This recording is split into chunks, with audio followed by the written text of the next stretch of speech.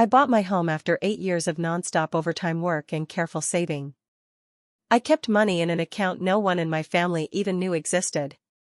I did everything quietly, step by step, without telling anyone because I understood something early in life. When people know what you have, they start planning how to use it. My name is Mara Collins, I am 38 years old, and I work as a title examiner in a small real estate law firm in Harrisburg, Pennsylvania. My job is to check property records, ownership papers, and make sure that every house legally belongs to the person selling it. I deal with property fraud every single day. I see how easily people lose homes because of one signature, one lie, or one trusted person misusing documents. That is why I live a very simple and controlled life. I drive an old Subaru, I drink black coffee from a cracked mug, and I prefer stability over chaos. In my family, I am the quiet and boring one, but I have always believed that boring people are the ones who stay safe. My sister Jessica Carter, 32 years old, is completely different from me. She is emotional, expressive, and constantly struggling with money.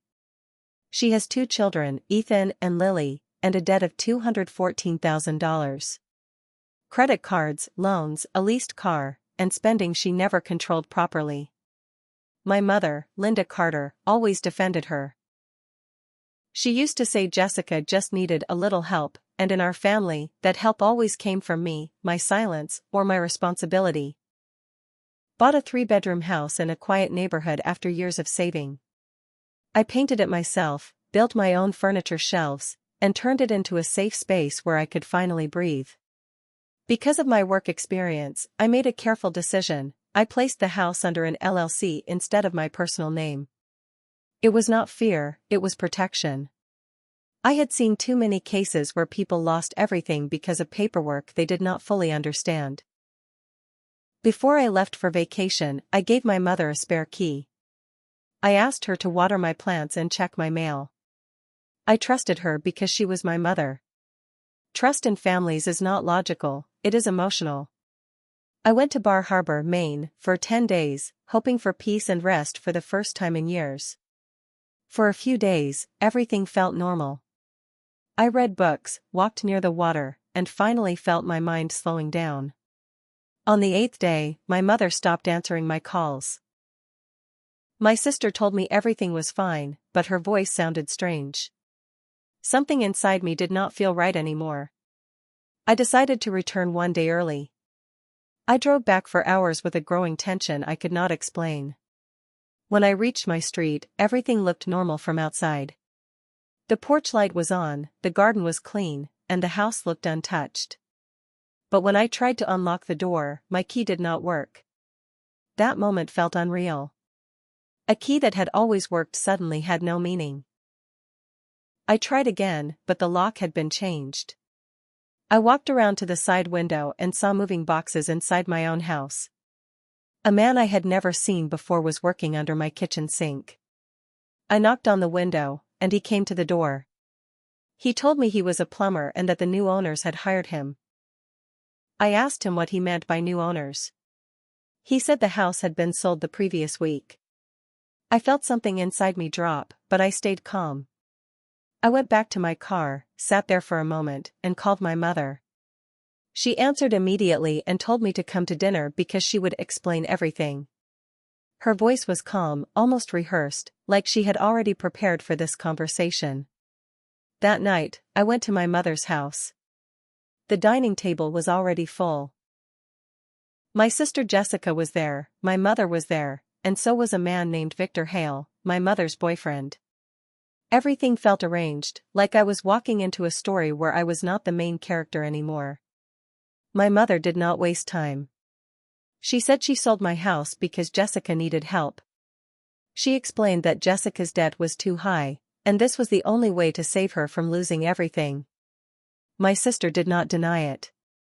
She even smiled slightly, as if it was something normal. Victor sat at the head of the table, silent but confident. I listened carefully, and then I asked one question. Who signed the deed? The room went silent immediately. My mother tried to justify it, saying it was just paperwork and family decisions. But I stayed calm and explained something very clearly. The house was not in my personal name. It was under an LLC, and legally, no one in that room had any right to sell it.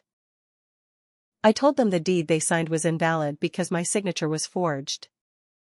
The energy in the room changed instantly. My sister stopped smiling. My mother looked confused for the first time. Victor looked down at the table and avoided eye contact. In that moment, I realized this was not a misunderstanding. This was planned. I left the house without arguing further. I did not shout. I did not cry. I simply left. The next morning, I contacted my lawyer, Helen Brooks. She reviewed everything carefully and confirmed what I already knew deep down. The deed was completely void. The house had never legally been sold. It was a clear case of fraud. The signature was fake, the process was illegal, and the people involved had serious legal consequences waiting for them. Further investigation revealed more truth. Victor had arranged the entire deal. He used my mother's trust, my sister's debt situation, and fake paperwork to push the sale quickly. He even kept part of the money from the transaction for himself. My mother had not fully understood the legal side, but she had still participated by giving access and approval.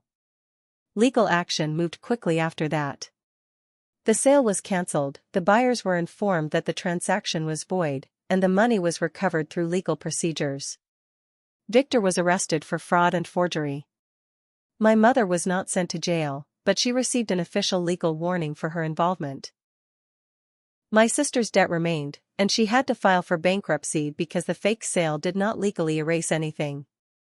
After everything ended, I went back to my house. The locks were changed again, but this time I held every key. I walked inside slowly. The house was exactly the same, but I was not the same person anymore. I realized something very important in that silence. Family does not give anyone the right to take what you built. Love does not cancel responsibility. And trust without boundaries can destroy everything you worked for. I sat in my kitchen, holding my cracked mug, listening to the silence of my own home. For the first time, that silence did not feel heavy. It felt like peace. And I finally understood that sometimes the strongest thing a person can do is not fight louder, but stand firm, protect what is theirs, and refuse to be erased from their own life. In life, trust is a responsibility, not a weapon. In Islam, every right carries accountability, and no relationship is above justice. Even family bonds are respected, but they are never allowed to become a reason for injustice or betrayal. True strength is not in revenge or anger, but in patience, clarity, and protecting what Allah has entrusted to you. Islam teaches that every action, even done in secrecy, is still seen and recorded, and no one escapes accountability, whether in this world or the next. Sometimes people think helping family means ignoring wrong actions, but real goodness is to stand for fairness while still keeping your heart clean from hatred. Forgiveness is beautiful, but justice is also a trust given to you.